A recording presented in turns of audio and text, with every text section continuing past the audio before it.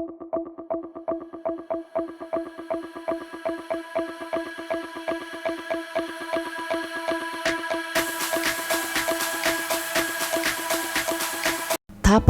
pertama kali dibuat pada tahun 1946 oleh R. Tupper.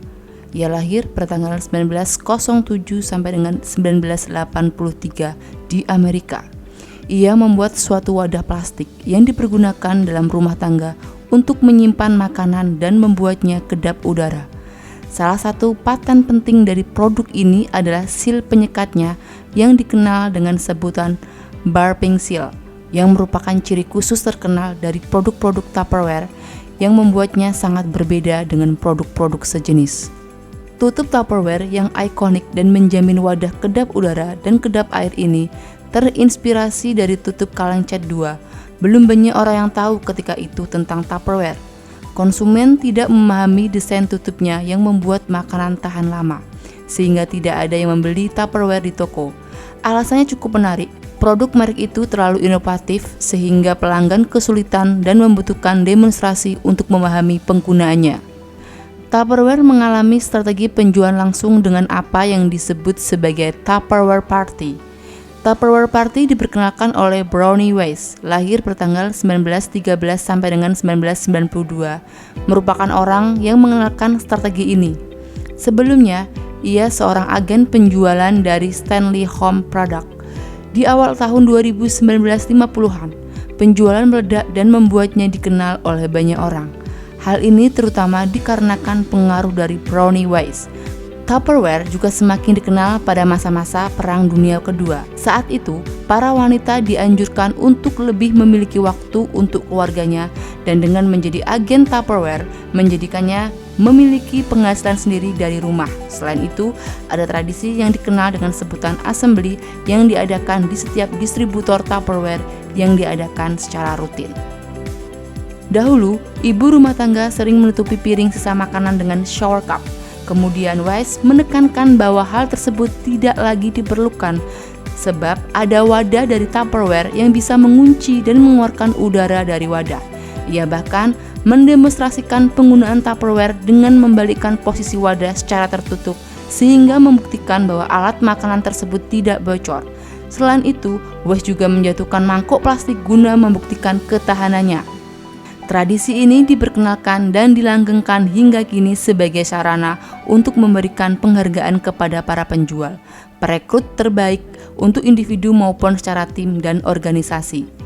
Di masa kesuksesan Tupperware, Tupper terlibat konflik dengan Wise yang lantas membuatnya dia dipecat.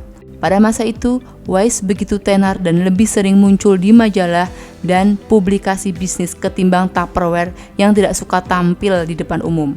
Tupperware menolak penekanan mereknya pada feminitas. Terlepas kenyataannya, Tupperware tersebut ditunjukkan untuk ibu rumah tangga. Tupper dan Dewan Tupperware yang semuanya laki-laki pun memecat Wise. Sang kreator sendiri pun memutuskan hubungan dengan perusahaan pada tahun yang sama. R. Tupper menjual perusahaannya pada Relax Drug yang kemudian menjadi Dart Industries seharga $16 juta Amerika pada kala itu. Tupperware masuk ke dalam daftar penemuan terbaik abad 20 Guinness Book of World Record. Salah satunya berkat inovasi tutup kedap udara dan kedap air. Produk Tupperware dilindungi oleh Tupperware Lifetime Warranty atau garansi seumur hidup.